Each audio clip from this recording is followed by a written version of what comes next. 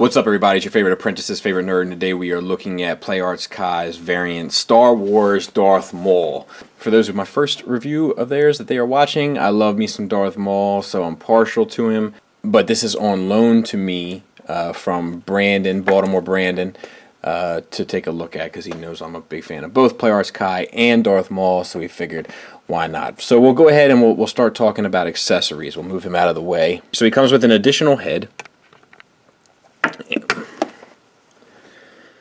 And it's done well. It doesn't, this is kind of the thing here with this variant line, right? It either kind of works for you or it doesn't. It doesn't feel like Darth Maul to me, like the facial structure. And I think maybe the upper lip is too big. I don't know. The paint, though, I mean, that aside, that's a personal preference thing. So that aside, the paint is done beautifully. All the red and black is all done sharp as a tack. Goodness gracious, Butterfingers. The horns are all washed, like they're painted and then washed. And then the wash is pretty much kept clean, but like there's a couple issues. This horn in particular, like the paint and the wash got out of control. Very much so out of control. Eyes are done well with the red, yellow, and the glossy white. So that's all good. And it's just a ball joint. It plugs in. We're not going to take it off, take it on, because it's not my figure. I just wanted to show it to you. Outside of that, he comes with a lightsaber hilt, the intact one. The black lines are all washed in, which is a bit of a lazy choice, and it doesn't show up clear. I don't know if you guys can see that, but it's not like a solid black line throughout. It's just kind of hit or miss on where that ink or wash decided to settle.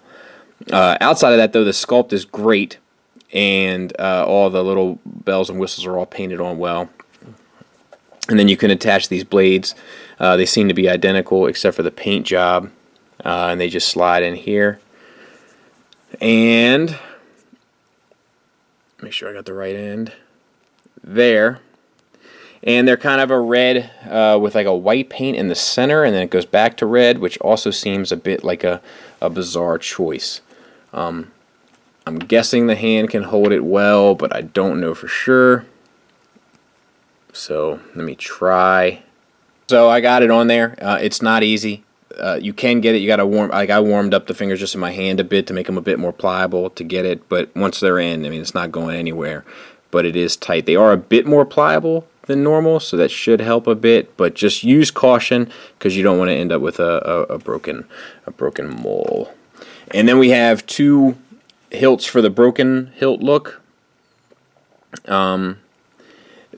I would have expected PlayArts to like wash like some burnt pieces here, like the blade cut through it, but they didn't. I just find that to be a bit particular, or peculiar rather.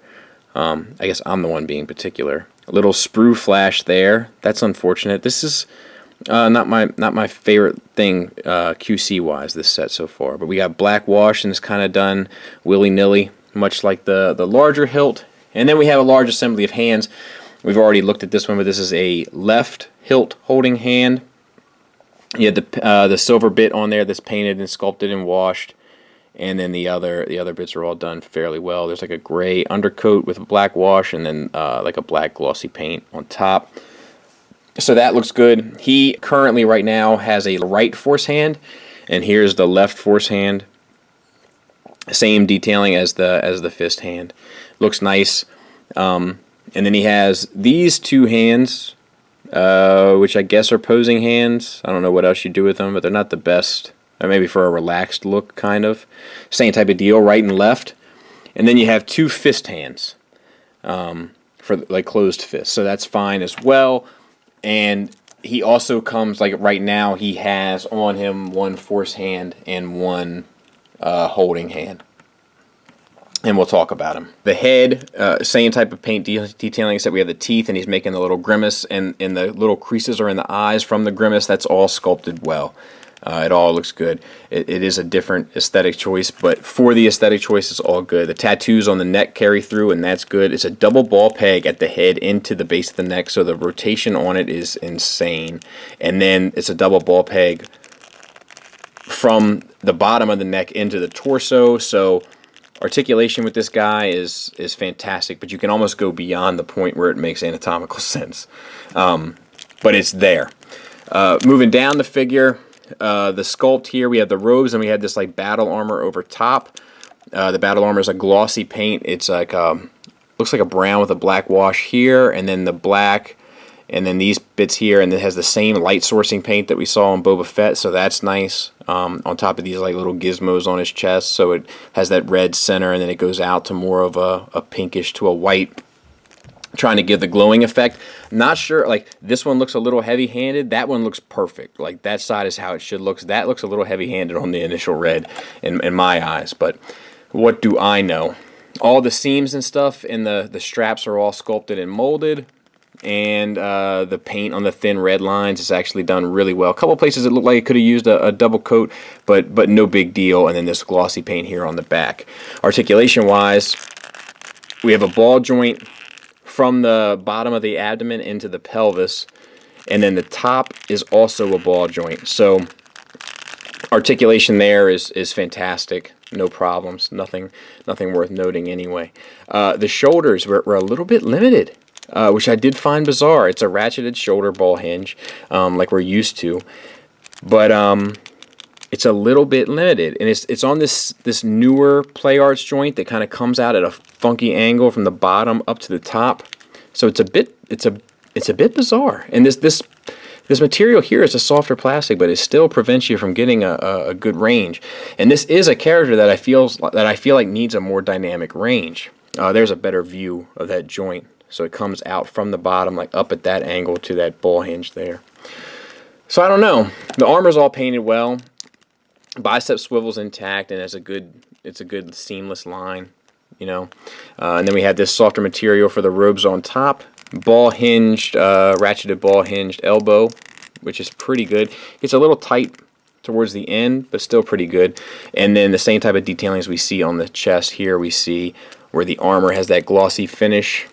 And then there's like a gray paint with a black wash, and then all the straps are all sculpted and molded with the seams and details and so on and so forth. And then the silver's painted on there as well. Ball hinged wrist, so you get back, forward, and out. You can spin it and get up and down, and you get the swivel. And then you can just take the hands off and replace them as you want for accessories. Articulation, same on the other side. No greater or poorer, for lack of a better term, issues. Moving down the figure, we have this floating piece here that actually, it looks really good. I'm back out a little bit. It's really good. So you got, it's one basic piece all the way around, but you got holes in it, and this is kind of a section, and then this is kind of a section, and then this is kind of a section. It just gives it layers and depth. It looks really good. It's really well done. It's really well thought out. And then you have this like front piece as well, and it all looks to be like black with like a brownish airbrush maybe applied to it that gives it a definite highlight. The pelvis underneath, no sculpting whatsoever, which is weird, but the hips, ratcheted universals as we're used to seeing, get you up to there, so no real problems. And out, you know, you can almost do a full split, so no problems there either. And then the thigh swivel is built into the bottom of the universal like we're used to seeing. Double jointed knees, and it's a pretty good play arts knee because of that chunky piece of armor that's on it. And the robes help kind of cover up and like distract a lot of it too, so that's good.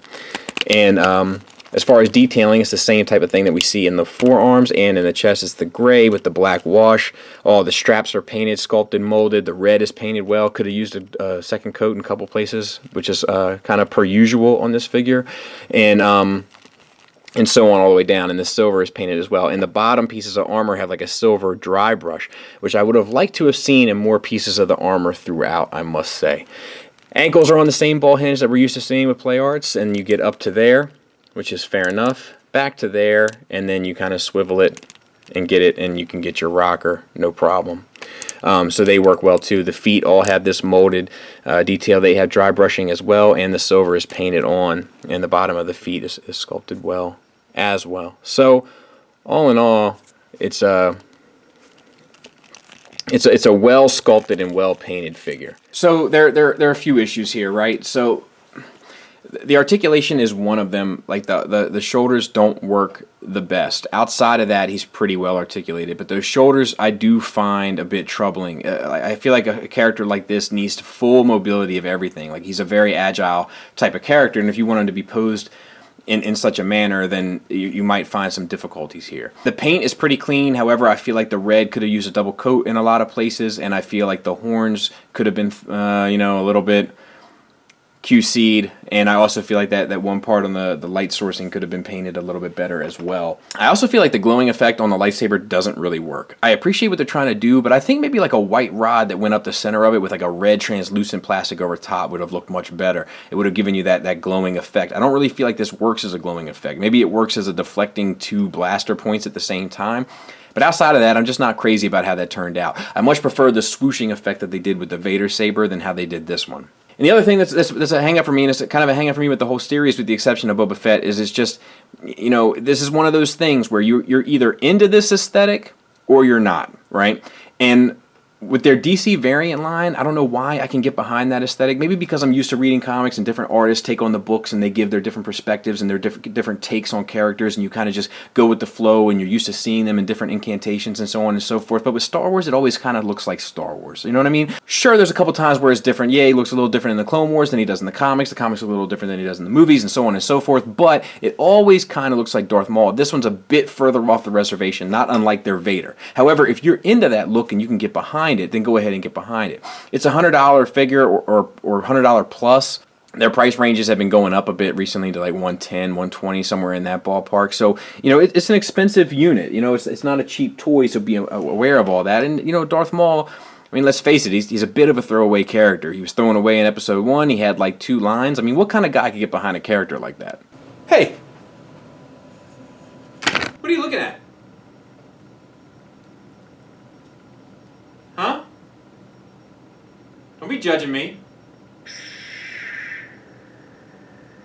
But in all seriousness, I mean, he's an awesome character. He's a fantastic character. One of the best designed characters in the past 20 years. I'll say it until the day I die.